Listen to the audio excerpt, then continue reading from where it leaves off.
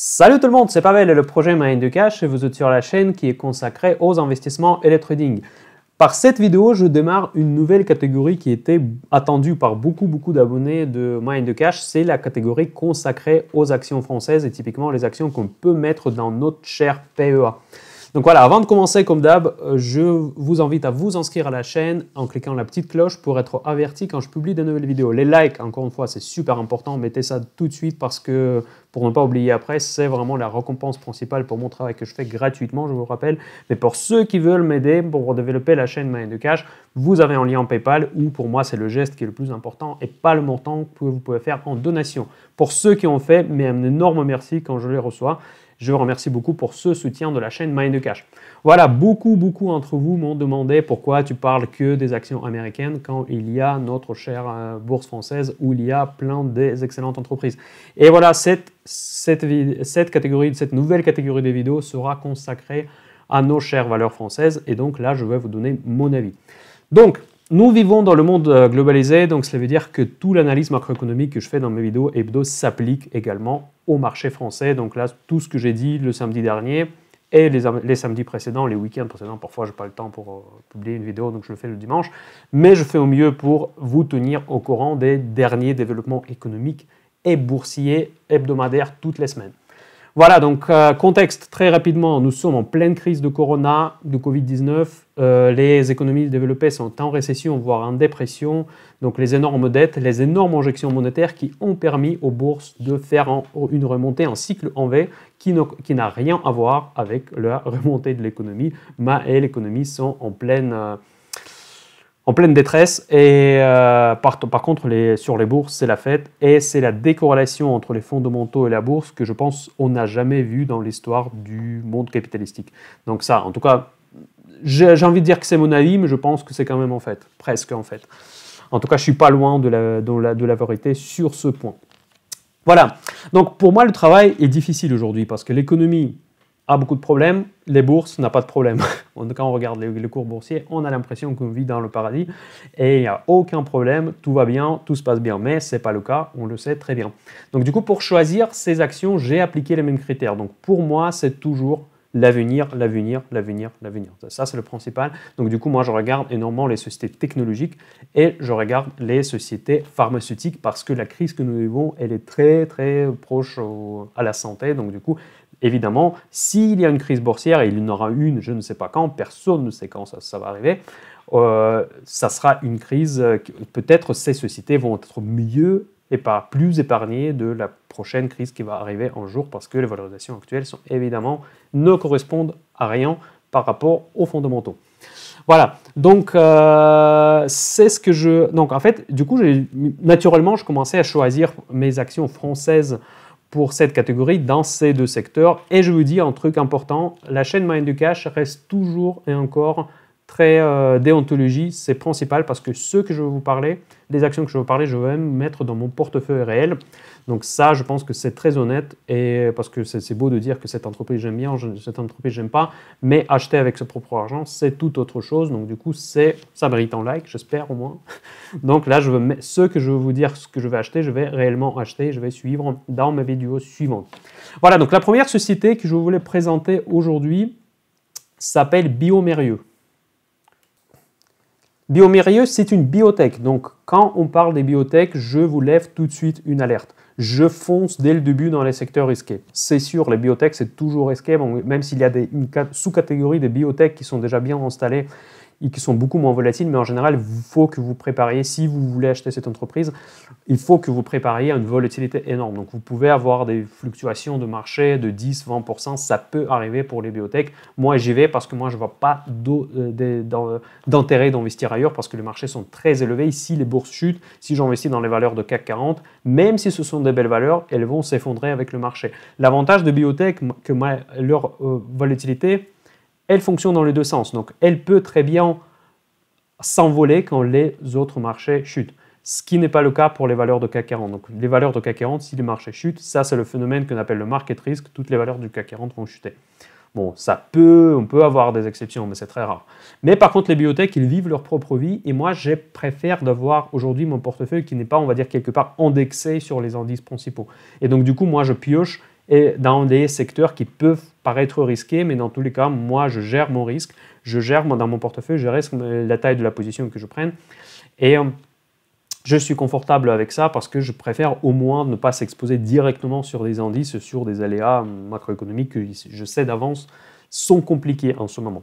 Donc voilà, bioMérieux, c'est une biotech qui est spécialisée dans la diagnostic de différentes maladies, y compris les maladies respiratoires. Quand on ouvre leur page, tout de suite, on voit leurs réponses, leurs solutions pour le Covid-19. Donc là, évidemment, on est exposé à l'histoire du Covid. En général, toutes les sociétés qui sont exposées à l'histoire du Covid aujourd'hui, elles valent une fortune en bourse. Et est-ce que ça sera le cas pour bioMérieux? C'est une grande question. Pardon, excusez-moi, je veux juste... Effectivement, entre mars et aujourd'hui, il y a eu énormément de volatilité sur cette valeur, mais en tout cas, les fondamentaux, ces fondamentaux et ces ratios ont fait rentrer cette entreprise dans mon screener. Et je vais déjà vous parler, qu'est-ce qu'elle fait exactement cette entreprise. Je suis désolé, je serai obligé de le lire, je pense que c'est le plus efficace pour ne pas... je n'étais pas motivé d'apprendre par cœur les descriptions des entreprises. Donc, bioMérieux offre des solutions de diagnostic réactifs instruments logiciels qui déterminent l'origine d'une maladie ou d'une contamination pour améliorer la santé des patients et assurer la sécurité des consommateurs. Ces produits sont utilisés principalement pour le diagnostic des maladies infectieuses. Ils sont également utilisés pour la détection des micro-organismes dans les produits agroalimentaires, pharmaceutiques et cosmétiques. Donc, bon, et évidemment, c'est les produits de diagnostic respiratoire qui leur donne cet avantage, cet avantage potentiel que moi je vois pendant cette crise. Maintenant, je regarde, la deuxième chose que je regarde, donc évidemment si le secteur m'intéresse, quels sont les ratios, est-ce que c'est une entreprise qui est intéressante à acheter? Moi je trouvais que ces ratios sont assez attractifs, vous pouvez regarder, bon, 47 PE, bon, pour une biotech qui en plus qui est exposée sur l'histoire de Covid, c'est normal aujourd'hui. En fait, aujourd'hui les normes ont changé. Effectivement, parce qu'aujourd'hui, il y a quelques années, encore quand on parle d'une entreprise avec PER de 47, je passerais pour un fou. Mais aujourd'hui, il y en a, Tesla, elle a 1000, donc 1000 ans pour rentabiliser. Bon, après, c'est quand même évidemment un petit peu un raccourci que je suis en train de faire, mais en tout cas, aujourd'hui, les normes des PER sont bien plus élevées que c'était il y a encore quelques années, et on vit avec ça. Après, elle est chère aussi du point de vue de ratio price to sales, donc ça, elle est estimée à 5 ans de chiffre d'affaires, donc ça, c'est quand même assez cher. Par contre, les rentabilités viennent avec, et ça explique la cherté de cette action. Donc la marge brute est de 54%, et la marge nette, elle est autour de 10%, et en moyenne sur 5 ans, elle est 10%. Moi, je trouve que ce n'est pas trop mal pour la société de biotech qui, évidemment, fait des recherches, qui investit beaucoup dans ce domaine-là, donc c'est normal que la différence entre marge brute et marge nette est assez importante. Et la rentabilité, ce qui pour la biotech n'est pas toujours assuré, elle est très confortable. Plus de 12 ans, la rentabilité des fonds propres, plus de 12% pardon, de la rentabilité de fonds propres, et 10% si on tient compte de la dette. Je pense qu'il n'y a pas beaucoup de dette en plus. Cette entreprise affiche également une régularité de la croissance de ses bénéfices. Donc voilà. Et de chiffre d'affaires également. Donc tous les ratios principaux pour une biotech sont là, donc maintenant, et sont en croissance. Donc c'est une société non seulement qui est rentable, mais qui est en croissance. Voilà, donc ça c'est le premier point que je voulais vous dire. Effectivement, la dette quasi inexistante, donc 14%, vraiment de nos jours, c'est presque rien du tout.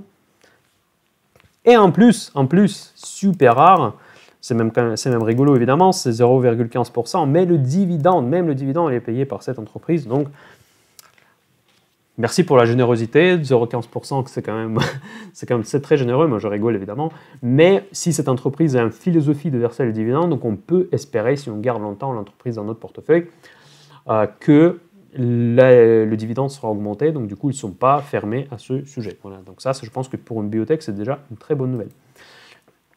De point de vue technique, on regarde comment, évidemment, il y a eu une énorme volatilité dans tous les sens pour bioMérieux pendant la crise de Covid, mais en tout cas, elle a bien entamé la tendance haussière. Elle est passée de 87 € jusqu'au plus haut de 140 presque.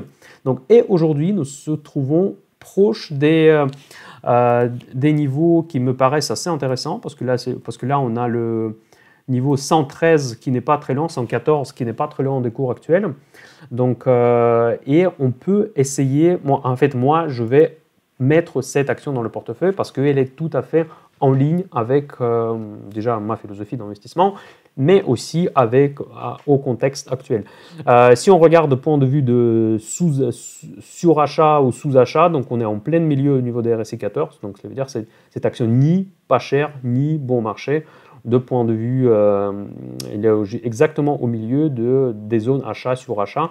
Donc, on n'est pas spécialement dans une zone critique. Donc, voilà. Donc, là, je pense que ça peut être une bonne opportunité pour une entreprise en pleine croissance et en plus rentable et qui peut, à terme, augmenter ses dividendes. Donc, voilà. Ça, c'est la première valeur que je voulais vous présenter aujourd'hui. La deuxième action que je voudrais vous parler aujourd'hui s'appelle Pharmagest Interactive. Attention, ici, il y a un disclaimer encore plus important. C'est une société dans le secteur que moi j'adore. C'est non seulement proche à la pharmacie, enfin le secteur pharmaceutique, mais en plus, c'est de la technologie. Donc, en fait, de quoi s'occupe cette société? Il s'occupe de automatisation des pharmacies. En gros, il propose des logiciels pour automatiser les pharmacies. Moi, je trouve que c'est vraiment excellent, c'est ce qu'on a besoin en France. Et ils sont positionnés sur ce secteur de programmes d'automatisation qui s'inscrit parfaitement dans la politique d'État et dans le besoin au quotidien des consommateurs. Donc, par contre, le grand disclaimer que cette entreprise elle est très peu liquide. En fait, vraiment, c'est très dangereux d'acheter ces valeurs. Il faut savoir passer les ordres, en fait, parce que là, je vais même hésiter de vous proposer cette valeur. Je voulais en parler. Si vous êtes très novice, je préfère que... En fait, en tout cas, demandez quelqu'un qui est plus expérimenté, qui pourrait vous guider dans le passage de l'ordre. Parce que le problème, c'est que sur des valeurs très liquides, que les variations de cours peuvent être énormes. Même vous, avec des petits montants, vous pouvez faire bouger le cours. Parce que vous voyez que cette valeur, elle a été traitée pendant toute une journée. Il n'y a eu que moins de 3000 transactions. Donc, c'est vraiment rien du tout. En général, il y a des millions, voire des milliards de transactions par jour pour des grandes actions que vous connaissez. Et donc, pour cette valeur, il faut vraiment faire attention à ce qu'on appelle le carnet d'ordre. Donc là, par contre, ce n'est pas le sujet de cette vidéo. Mais en tout cas, je vous dis que si vous êtes intéressé par cette valeur, faites beaucoup attention au passage de l'ordre pour ne pas se faire, à l'ouverture de la position, ne pas tout de suite se faire ramasser en mettant en mauvais limite. Donc, passez des ordres limites déjà uniquement au prix qui vous intéresse. Déjà, ça, comme ça, vous allez être plus ou moins sécurisé. Mais mieux quand même demander quelqu'un qui pourrait vous guider dans l'achat des actions illiquides. Donc, en tout cas, je ne fais pas des conseils d'investissement. Encore une fois, c'est moi qui s'intéresse à cette action.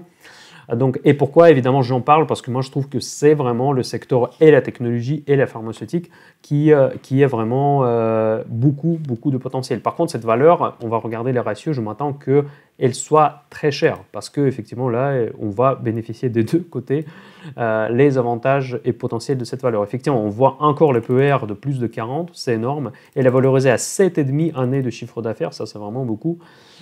Et par contre, les marges sont encore plus importantes parce qu'effectivement, c'est une informatique et l'informatique et les technos, l'avantage que vraiment les marges sont très confortables dans ces sociétés. La marge brute, elle est à presque 70% et la marge nette, elle est beaucoup plus importante que bioMérieux qu'on a vu tout à l'heure. Elle est à 18%, vous voyez que l'informatique, quand même, ça roule. Voilà. Et évidemment, la rentabilité est juste énorme. 22% la rentabilité de fonds propres, 22,5% et presque 20% la rentabilité compte tenu de la dette. Je pense que la dette elle est quasi inexistante. Bon, 28%, bon, 29% presque, bon, c'est pas beaucoup. Mais en tout cas, les paramètres de cette rentabilité, ça vaut une entreprise de top niveau, de style Fang, quelque chose comme ça. C'est les entreprises qui ont des avantages concurrentiels énormes, qui possèdent de ce niveau de rentabilité. Mais encore une fois, je le répète 10 000 fois, je vais le répéter encore et encore, c'est que le passage d'ordre sur des valeurs illiquides, c'est une science. Il faut savoir le faire, il faut que vous appreniez, que vous lisiez des articles comment traiter les actions illiquides sur les marchés. Donc, ça peut être risqué, bon, on peut perdre beaucoup parce que les variations vont être énormes, vous n'allez pas sortir de cette position facilement. Donc c'est vraiment quelque chose à très long terme qu'il faut voir à très long terme et ne pas mettre probablement beaucoup d'argent si vous êtes trop sensible au mouvement de marché. Parce que, en fait, je vais vous expliquer que quand le marché était liquide, donc par exemple, il y a un spread entre l'offre et la demande peut être très important. Quelqu'un qui passe l'ordre qui s'exécute largement en dessous de prix que vous avez payé. Donc du coup, ça sera le dernier cours que vous allez voir sur le marché. Et vous n'allez pas forcément avoir tout de suite un autre cours qui vous permettra de clôturer votre position. Donc du coup, vous pouvez avoir le PNL latent qui est très variable. Donc il faut s'attendre à cela que voyez ça comme une action presque comme non cotée. Comme ça, vous serez sécurisé. Donc vous achetez au prix limite, vous trouvez le prix qui vous intéresse pour cette action si vous voulez l'acheter, mettez le prix limite, donc du coup vous allez être exécuté uniquement à ce prix-là et fermez le console, oubliez cette action pour quelques années et vous allez voir ce que ça donne après. Je pense que c'est une valeur vraiment qui a énormément du potentiel. Voilà, donc encore une fois, pour les valeurs illiquides, on va regarder quand même ensemble l'analyse technique, mais par contre, il faut faire attention, c'est que l'analyse technique peut être très trompeur également sur ce type de sociétés. Voilà, donc vous voyez que cette valeur, il avait une tendance assez stable haussière. Donc elle a eu effectivement en mars, comme pour toutes les valeurs, ça a eu une chute. Mais ce n'est pas une valeur pharmaceutique, c'est une valeur des technos pour les pharma. Mais évidemment, elle a subi des énormes dégagements. Et maintenant, elle est repartie à la hausse très fortement. Et maintenant, on s'approche à la ligne de la moyenne mobile de 20 jours. Mais encore une fois, ici, l'analyse technique pour moi n'est pas très représentative. Donc il faut le prendre avec des pincettes. Dans tous les cas, ce type de valeurs, on risque jamais d'acheter bon marché parce que c'est des valeurs qui vont doucement monter, on va toujours croire que c'est cher. Et par contre, c'est les fondamentaux qui vont s'améliorer et justifier le prix qui augmente. En fait, c'est les fondamentaux qui vont rattraper le prix et pas l'inverse. Ce n'est pas le prix qui va augmenter les fondamentaux qui baissent, comme c'est le cas pour des sociétés qui sont en train de perdre leur marché. Voilà, donc c'est dans tous les cas, c'est une idée pour mettre... après, je ne sais pas si elle est éligible dans le PEA, je crois qu'elle est éligible dans le PEA. En tout cas, c'est une valeur qui me paraît, de point de vue de ses performances opérationnelles, comme très intéressante. Voilà, et la troisième société que je voulais évoquer aujourd'hui, c'est la société qui s'appelle Gearbest. Donc c'est la société qui, depuis 1926, qui est spécialisée dans la imagerie médicale. Et donc, ça, un de ses principaux secteurs, c'est rayons X et les IRM. Donc, c'est la médecine, mais par contre, ici, contrairement au bioMérieux, ce n'est pas le secteur booming. En fait, évidemment, sur IRM et sur les rayons X, ils ne sont pas les seuls. Et leurs concurrents, leurs avantages concurrentiels sont plus que discutables. Par contre, je trouve que cette société est stable et elle n'est pas chère au cours actuel. Donc ça reste dans le secteur de pharmaceutique, mais il ne faut pas le confondre avec le secteur pharmaceutique un peu à la mode aujourd'hui, qui est exposé à la recherche des vaccins contre le Covid, etc. Donc ce n'est pas le cas. Il est positionné sur l'imagerie médicale. C'est un secteur très mature, où ils ont leurs produits, où ils ont leur place. Mais ce n'est pas forcément une société qu'on peut comparer à bioMérieux, qui est une société en pleine croissance. Donc voilà, pourquoi j'ai choisi cette société, c'est que ces ratios me paraissent assez abordables. Là, je fais exprès pour voir un petit peu avec vous les entreprises des différents profils.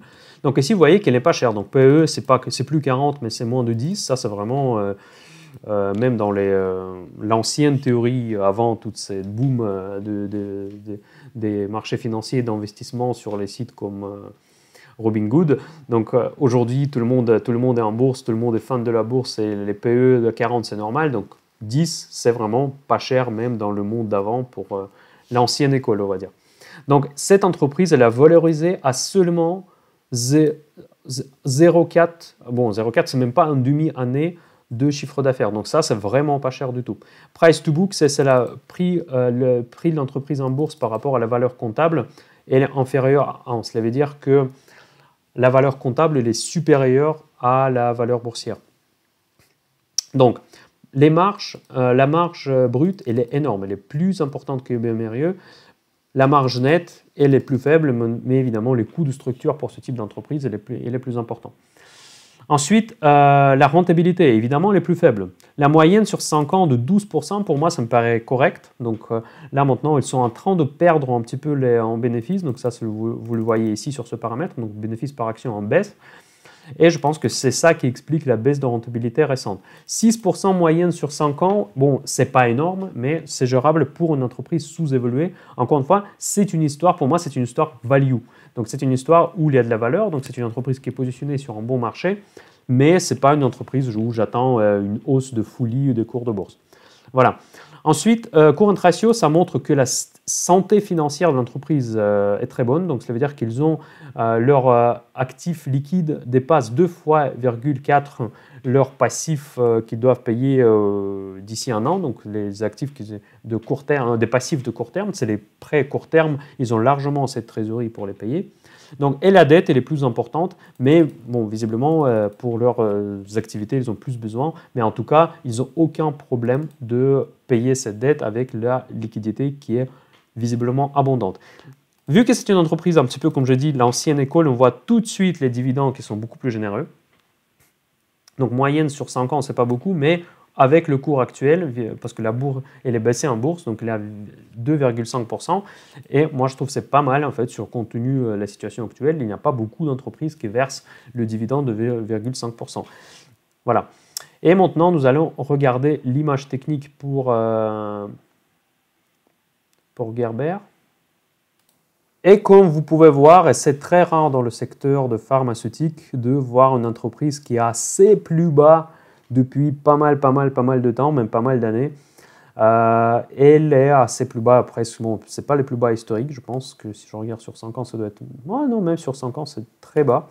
Donc en tout cas, c'est une entreprise qui n'est pas aimée par la bourse, et pourtant, ce n'est pas à juste titre, parce que c'est une entreprise qui est quand même positionnée sur un secteur qui est très intéressant. Il a toujours de performances qui sont certes en déclin, mais certainement les choses ne vont pas aussi bien qu'avant. Mais est-ce que les choses vont aussi mal pour justifier le cours aussi bas? Je m'en doute. En plus, c'est une entreprise qui a un bilan 100, donc, et elle peut payer les dividendes, et peut même probablement les augmenter si la situation s'améliore. Donc évidemment, tout ce qui est rayon X et tout ce qui est IRM, effectivement, la situation peut se redémarrer une fois qu'on va sortir de la crise. Effectivement, ils sont un petit peu certainement impactés par cette crise de coronavirus, même si je pense que moins que les autres entreprises.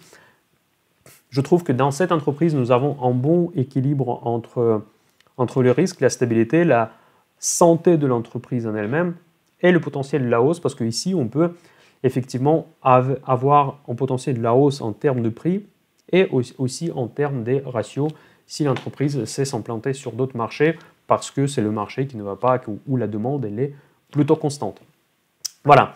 Donc voilà, là je vous ai proposé aujourd'hui 3 entreprises pour votre attention. Donc ça, c'est une entreprise bioMérieux, c'est un petit peu à la mode, biotech, qui travaille sur le coronavirus, l'analyse des diagnostics respiratoires. Donc ça, c'est vraiment une histoire du moment.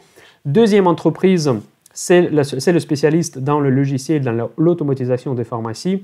Attention, l'action, encore une fois, attention, l'action est très peu liquide pour passer en ordre, pour ne pas faire une erreur. Et la troisième action, le troisième profil, le type profil de l'entreprise, c'est l'investissement value, c'est l'entreprise qui est rentable, qui est en déclin, effectivement, qui est en tendance baissière, mais par contre, je pense que le marché est survendu cette valeur, ce qu'on peut d'ailleurs voir sur le RSI, sur votre image que vous avez devant vos yeux. Donc voilà, après je vous laisse choisir entre ces 3 entreprises. Je vous ai dit que je vais acheter que 2. Donc, qu'est-ce que je vais acheter? Moi, je vais acheter, parce que moi je regarde dans le futur, moi j'aime bien les entreprises de croissance, je vais acheter bioMérieux, ça c'est certain, et je vais mettre en ordre pour acheter la société PharmaGest Interactif. Donc, par contre, je ne suis pas certain que mon ordre sera exécuté parce qu'encore une fois, la liquidité est très faible. Et je ne vais pas acheter la dernière société Value parce que je pense que les sociétés Value aujourd'hui ne sont pas aimées par les investisseurs, malheureusement, et elles peuvent être encore moins chères dans l'avenir proche. Mais c'est à vous de voir si vous préférez de l'investissement un petit peu conservatif. Donc, probablement, ça peut vous intéresser, cette valeur également. Donc là, je vous laisse toute la palette des sociétés, toute la palette des profils de sociétés à investir. À vous de choisir. Si vous trouvez que ce n'est pas les bons choix, je vous laisse faire les bons choix. Donc, mettez-moi un like ou un dislike et dites-moi dans les commentaires si vous avez aimé cette nouvelle catégorie. Et dans ce cas-là, je vais la continuer pour vous tenir au courant de mes actions préférées sur le marché français. N'oubliez pas un like avant de partir. Et pour ceux qui veulent soutenir la chaîne Mind du Cash, en lien PayPal dans la description de la vidéo. Merci beaucoup pour votre attention. À très bientôt, Mind du Cash. Bye bye.